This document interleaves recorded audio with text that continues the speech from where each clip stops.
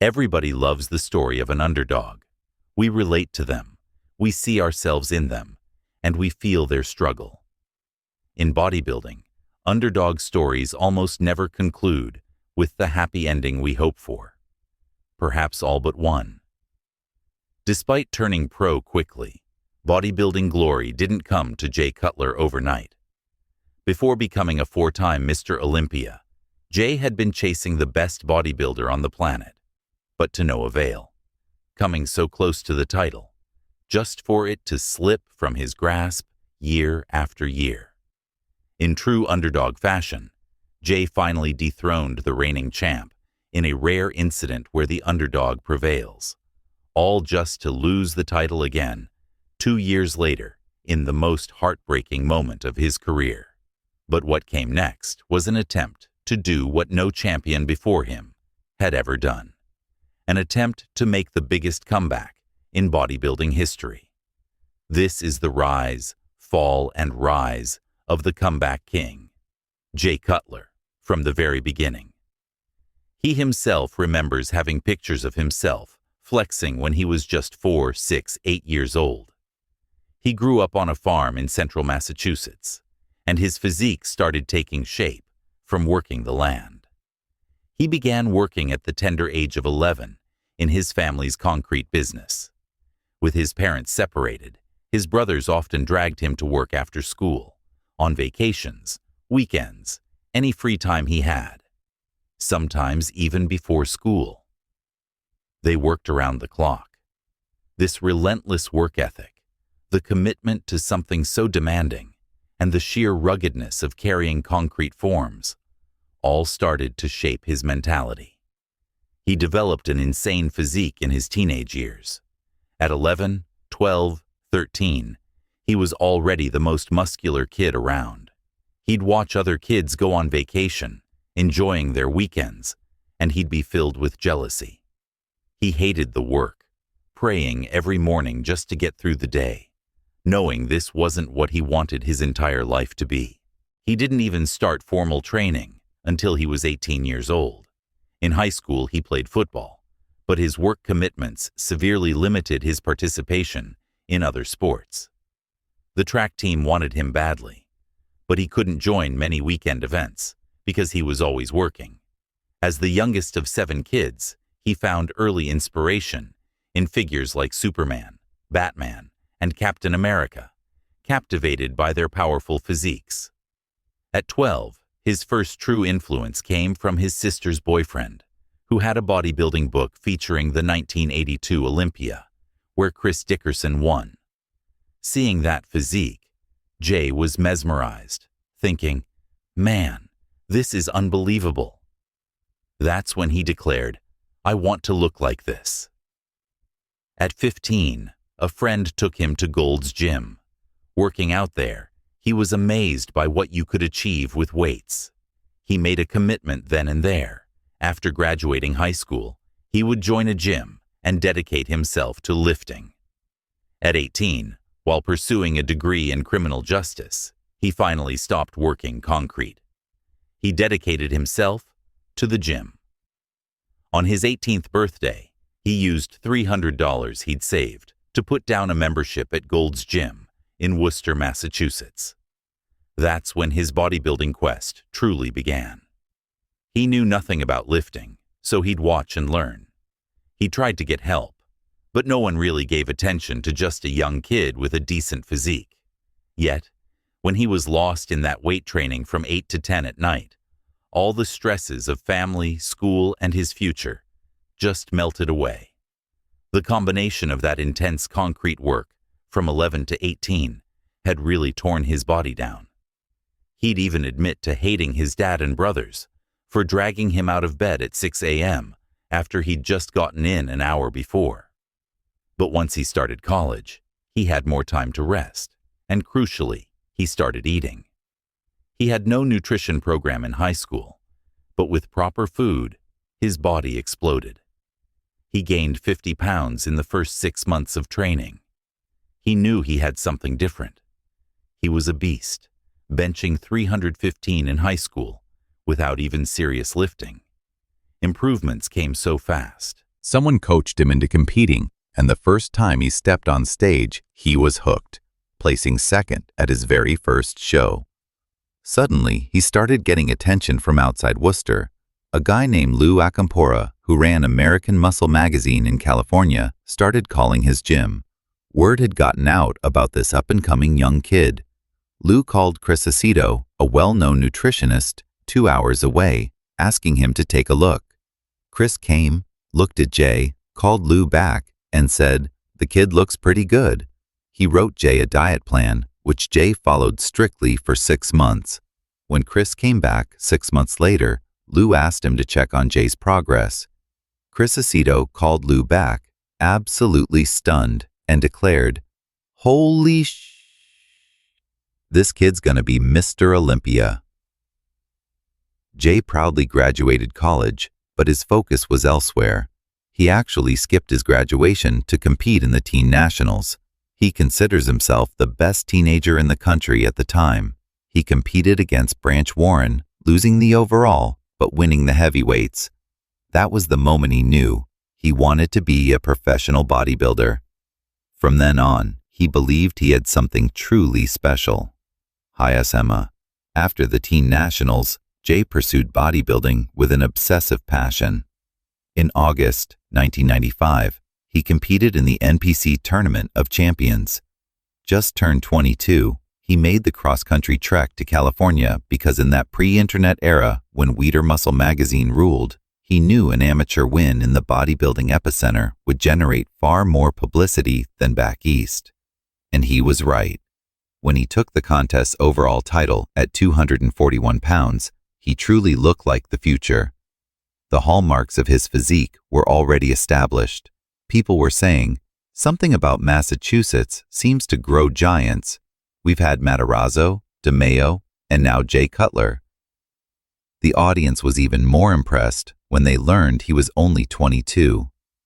Those ultra-wide shoulders, the monster truck wheels, and muscle everywhere. The very next year at 23, Jay stepped on stage at the 1996 Nationals, where he once again revealed the physique that had made quantum leaps. There was immense anticipation for him. Many couldn't believe it was his first time at the Nationals. He had a complete physique and was in excellent condition. At 247 pounds, his upper body had finally caught up to his legendary lower half.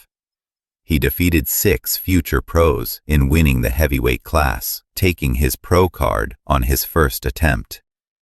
Just like that, the promising amateur had become a professional bodybuilder at just 23 years old. An industry insider famously told him, "Jay, congratulations, enjoy it. You're a blocky white guy. You're not gonna do that well in the pro ranks." Jay simply replied, "I know I'm a blocky white guy." Jay entered professional bodybuilding at a time when the sport was utterly dominated by Dorian Yates, the Shadow, who won 6 consecutive Mr. Olympia titles from 1992 to 1997. When Yates retired after 1997, an opportunity opened up for a new star. Many believed Flex Wheeler would take the mantle. Instead, the surprise winner, Ronnie Coleman, took the sport by storm in 1998. In that same year, Jay made his pro debut at the IFBB Night of Champions, placing 12th, while Ronnie Coleman won the show. The gap between them was large, but in time, Jay would posture himself not just as a credible challenger, but also as a threat to the king's throne. Jay came from winning almost every show he ever did, but competing professionally was a whole new level. It was a huge eye-opener. Competing against the guys he idolized in magazines made him realize he needed to step his game up. After the 1998 Night of Champions, where he finished 11th, he decided to go back to training. He built an insane home gym, spending about $100,000 on equipment. He trained in his house, and when he came back, he finished 3rd at the Pro Ironman and 4th at the Arnold Classic, the second biggest show. This 4th place finish at the Arnold Classic proved he wasn't just hype. besting legends like Milo Sarchev, Vince Taylor, Gunter Schlierkamp, and Dexter Jackson hinted at just how high he could go with more polish. He started getting in the mix, winning some prize money, and critically, he qualified for the Mr. Olympia. For Jay, just getting on the Olympia stage was a massive goal. His aim for that year's Olympia was simply to duplicate or better his performance from the Arnold Classic and Ironman earlier in the year. He believed he had done that. In 1999, at 25, for his first Olympia, Jay genuinely thought he was going to stand next to Ronnie Coleman and challenge him. But when he stood backstage and got the very last call out, he was devastated. He went back to his hotel room at Mandalay Bay with his then-wife Terry and Chris Aceto, questioning himself, am I good enough? They got over it. Jay decided, forget it. Joe Weider, the man who brought Schwarzenegger to fame, moved Jay out to California, wanting him closer to the magazines, offering more money. So, Jay moved to Orange County. At the beginning of the new millennium, Jay's future was cloudy. Would he forever remain unfulfilled potential? The sort of almost contender who could squeeze into the occasional Olympia pose down and triumph in lesser pro shows, but never truly vie for a Sandow? Or would he eclipse previous plateaus and reach for the summit? In 2000, Jay won the Night of Champions, the very show he had flopped in 2 years prior. He went right back at it, beating top names like Paul Dillette, Marcus Rule, and Lee Priest. It was his first pro win, a monumental moment for him. What happened next was truly telling. Ronnie Coleman, already Mr. Olympia, called Jay after prejudging to congratulate him. Jay, still cautious, replied that the night show hadn't happened yet. He hadn't won. Ronnie simply said, no, you won. You won. Jay finished 8th in that year's Mr. Olympia, a mildly disappointing finish behind 2 competitors he had bested at the Night of Champions. However, after the Olympia, Jay racked up his first 2 of 25 consecutive top 2 finishes, as he was runner-up to Ronnie in a pair of Euro Tour contests, where the lineups were weak, with Ronnie being the only member of the Olympia top tier to compete. Jay finally got to stand side by side with Ronnie in 2000, which bolstered his confidence for 2001. Chris Aceto told him after that tour, Jay, you're going to beat this guy. Another year, you can beat Ronnie Coleman. And that moment marked the beginning of the greatest rivalry in bodybuilding history. Ronnie Coleman, the 3-time Mr. Olympia, started 2001 by winning the Arnold Classic, where he showcased what many believe was his best ever physique. It was the only time a reigning Mr. Olympia had won that show. However, participating in this contest turned out to be a big mistake, one that nearly cost him the Olympia that year. Peaking for the Arnold and then having to peak again for the Olympia took its toll. Many argue Ronnie's best look was at the March Arnold. He found out the hard way that the body often only peaks once a year, and double peaking, especially for a physique as large as his, is incredibly tough. It was prep after prep after prep, and by the time the Olympia came, his body was fighting everything. Placing 8th the previous year, Jay was considered by many to be yet another blocky behemoth that would, at best, eventually work his way into the Olympia top 6, but not challenge for the title. However, he was about to prove everyone wrong. Jay sat out all of 2001 until the ultimate contest. He came in only 5 pounds lighter than Ronnie's 265 and 2 inches shorter, with enough mass and confidence to not only hang with the champ, but also be the greatest threat Ronnie had faced so far. Jay wasn't ready to beat him yet, but Chris Aceto told him to take the full year in 2001. I want you to train, and I want you to eat, Aceto advised, but not on that strict diet. I want you to have your burgers and fries. Jay admitted to eating them every single day. Post-Olympia, he went right back to work. He trained twice a day, doing a large body part in the morning and a smaller one in the afternoon. He believes he was more dedicated than anyone else at that time, consuming 6 to 7 meals a day, avoiding social life. He would eat, sleep, and train like he was on a time clock. The 2001 Mr. Olympia was staged at the Mandalay Bay Event Center in Las Vegas, just over 6 weeks after the events of 9/11. Security and patriotism were heightened. All access was more restricted. Unlike previous years, police officers were on guard backstage in the center. From the first comparison of prejudging with Ronnie Coleman, Jay Cutler, and Kevin Levrone, it was clear the 3-time champ was at his worst. His midsection was bloated and smooth. He was some 30 pounds heavier than the 247 he was when he dominated the Arnold Classic just 7 months earlier, and at the Olympia, many of those pounds seemed to be water. Jay's team was on point with everything, already manipulating water. What they didn't anticipate was Ronnie getting a phone call at 5:30 in the morning to run around to all these radio shows, doing appearances, being shuttled through the hot desert. He'd only had 1 meal, already a bit dehydrated. Backstage, Ronnie was exhausted, almost passed out. Some genuinely didn't think he'd make the show, as it was a single-day event, prejudging in the morning, finals at night. Eventually, his coach Chad came over, telling him to drink water. Ronnie drank an entire gallon like it was a shot glass, which led to him holding water. Ronnie was better from the rear than the front. His glutes and hamstrings were striated, though his back was a little blurry. But Jay had the edge. Jay also weighed a bit too much himself. He could have been crisper, and he suffered from cramping throughout the finals. But his abs were markedly better than the champ's, and his quads were zippered. He dominated the abs and thigh pose, but lost the rear lat spread. He had the advantage in the front double biceps over Ronnie because of his superior shape, while the other poses were close calls. Jay simply had a lot of detail he hadn't shown before.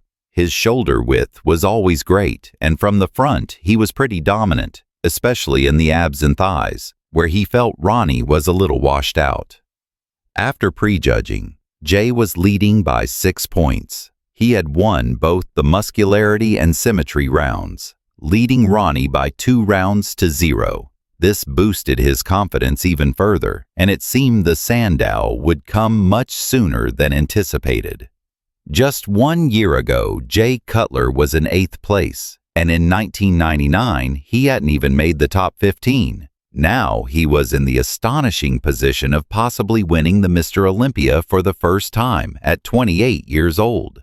He never thought he'd leapfrog so many respected athletes to be in contention. When they brought him and Ronnie out for the final call in prejudging, the top 2, Jay was incredibly fired up. His confidence was at an all-time high. He thought he had a great shot. But it all changed when Ronnie came in and completely transformed at the evening show. He was sharper, and his posing was much more outgoing and aggressive than Jay's. Just like that, Jay was stung by the reversal of fortune in a decision that is considered one of the most controversial in contest history. Jay Cutler, the 2nd-place finisher in the 2001 Olympia. Furthering Jay's disappointment that night was the news that he had been disqualified due to a failed drug test for diuretics. He disputed this claim, even threatening to sue. Ultimately, the test was rescinded. Jay was convinced the show was fixed. Joe Weider himself once told Jay, "I'm a promoter. I do this to make money. Who's gonna sell me more tickets? A big white blonde guy or the big black guy? Come on stage." Jay might have lost to Ronnie on stage, but mentally, it was a different story. Jay believes he defeated Ronnie mentally in 2001.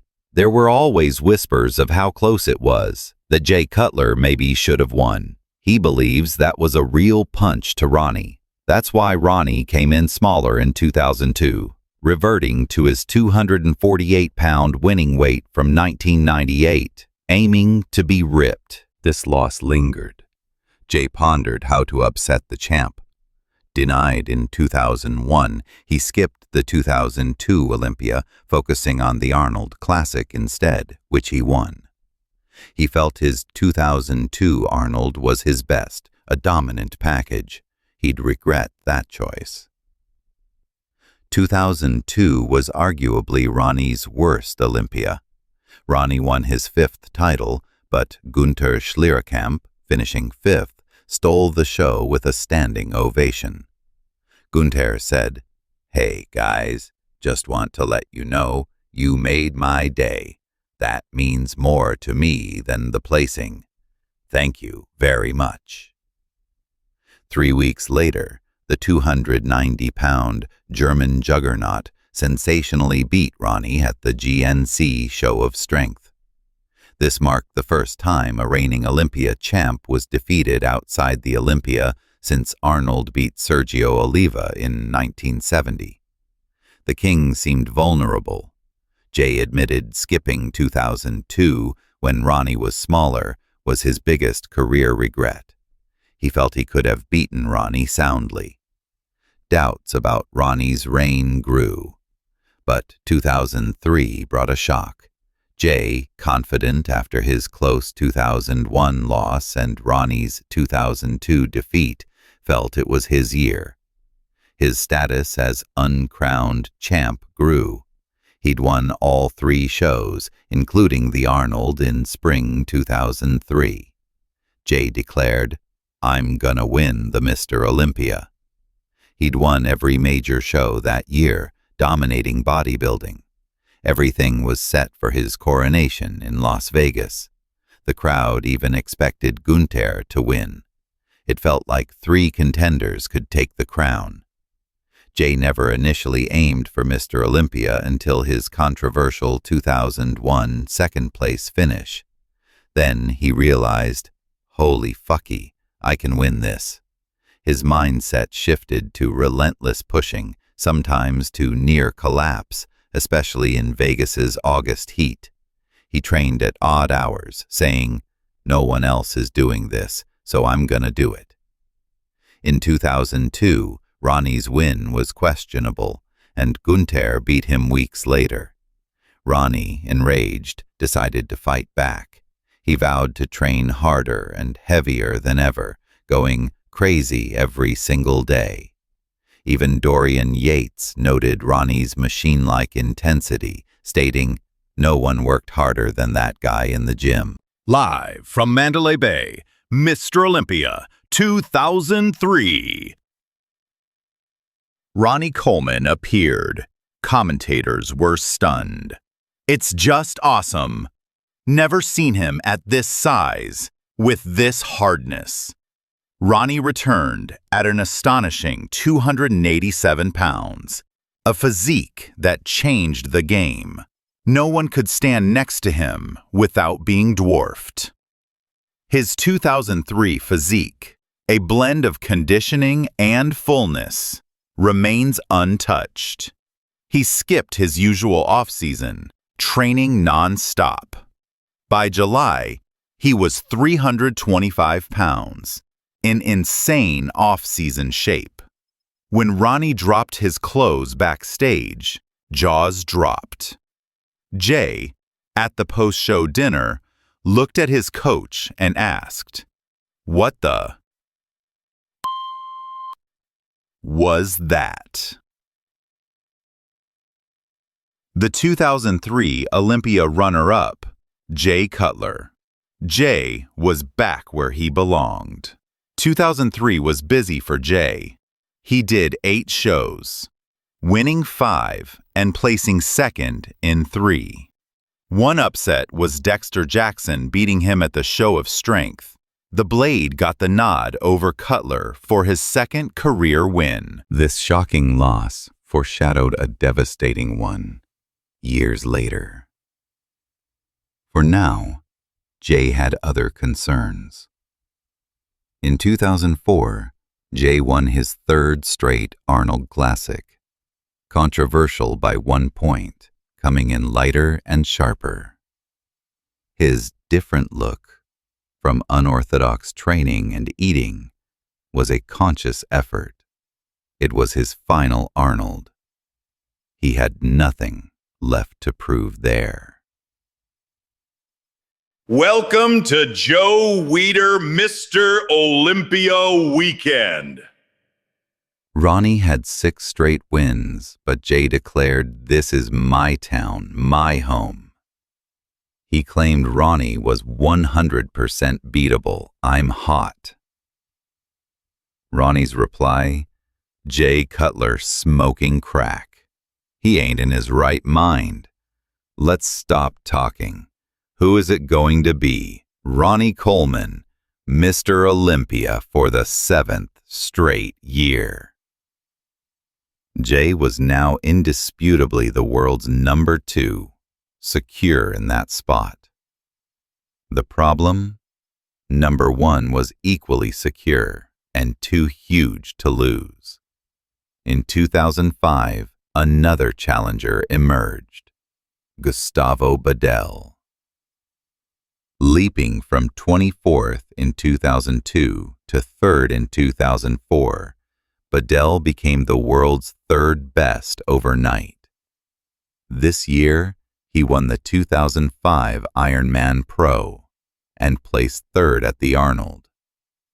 Gustavo's symmetrical physique, tight waist, and crisp conditioning, especially his strong side poses, contrasted with Jay and Ronnie's mass race. The freakin' Ricken beat everyone in the challenge round, judged by past Mr. Olympia champs, favoring aesthetics.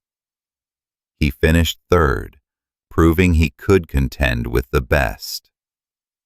1st and 2nd were reserved for the 2 juggernauts. A broader Cutler narrowed the gap, but it wasn't enough. 2nd place, Jay Cutler.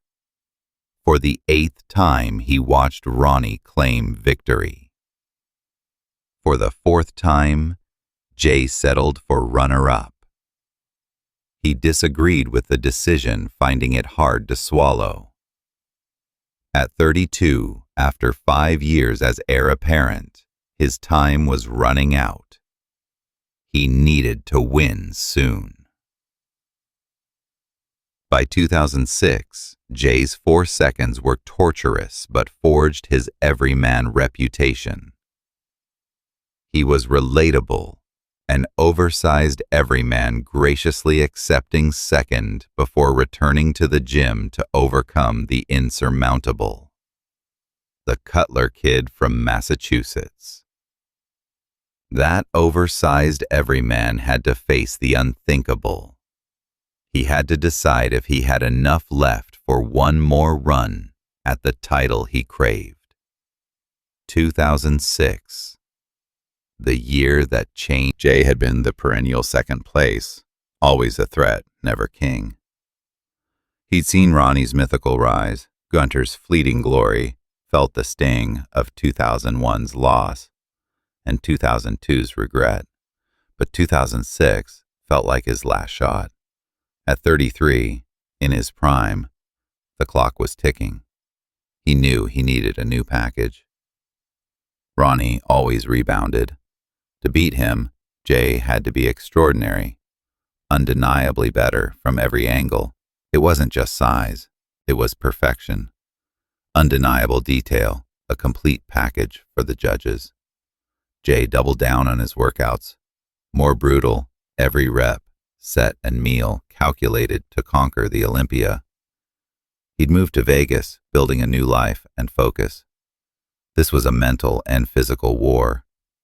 Whispers in the industry grew. Was this Jay's year? Or would Ronnie defy logic again? Anticipation for 2006 Mr. Olympia was palpable. Fans were divided, bets tight. A momentous shift was in the air. On stage at the Orleans Arena in 2006, both were dialed in. Ronnie, The 8-time Mr. Olympia looked massive, a genetic marvel. But Jay was different, crisp, conditioned, with fullness and width that seemed to envelop Ronnie. His conditioning was arguably his career best. The comparisons were brutal. Back and forth, they posed. The crowd roared. Jay's quads were shredded, abs sharp. His mass, combined with razor conditioning, was a challenge Ronnie hadn't faced. For the first time, Ronnie looked vulnerable. His midsection showed distension, highlighted by Jay's tighter core. The Invincible King's narrative cracked. Energy shifted from awe of Ronnie to belief in Jay. When the final pose down ended, tension was unbearable. The audience roared, knowing history unfolded. Backstage, the announcement was imminent. Then, the verdict. The second-place finisher, Ronnie Coleman. The Orleans arena erupted. Cheers, screams, applause. A new king was crowned. Your 2006 Mr. Olympia, Jay Cutler. He did it. After 4 agonizing seconds, Jay finally reached the summit. It was a changing of the guard, the underdog unseating the king. The crowd loved it. Jay's story was complete. Or so they thought. Jay defended his title in 2007, solidifying his status. But bodybuilding's landscape shifts. New threats always emerge. No champion can rest. 2008 Mr. Olympia, a new contender. Dexter the Blade Jackson, sharper, more aesthetic. Jay, perhaps too comfortable, arrived off. Conditioning wasn't razor sharp. His midsection, often criticized, was softer. The bodybuilding world was stunned. The champion was vulnerable. Dexter's incredible detail, symmetry, and bone-dry conditioning contrasted sharply with Jay's softer look. Judges and fans noticed. The unimaginable was about to happen. For the first time in 5 years, Jay Cutler wasn't at the top. The announcement. The reigning Mr. Olympia, Jay Cutler, placed second. Your new Mr. Olympia, Dexter Jackson. A devastating blow. To win the Sandow, then lose it 2 years later. No champion had ever lost the title and won it back. The narrative was clear. Jay's time was over. Many believed his champion career was done. But for Jay Cutler, over was just a word. He saw a challenge, an unprecedented one. He was determined to do what no one had, win the Mr. Olympia title back. This was about proving something, writing a new chapter. This was the comeback. He retreated. No media, no excuses, just silence and relentless work. He reevaluated everything, training, nutrition, approach. He obsessed over correcting every flaw from 2008, meticulously planning. This was a complete re-engineering, aiming for an even sharper, more defined mass monster. The bodybuilding world watched, some skeptical, others hopeful.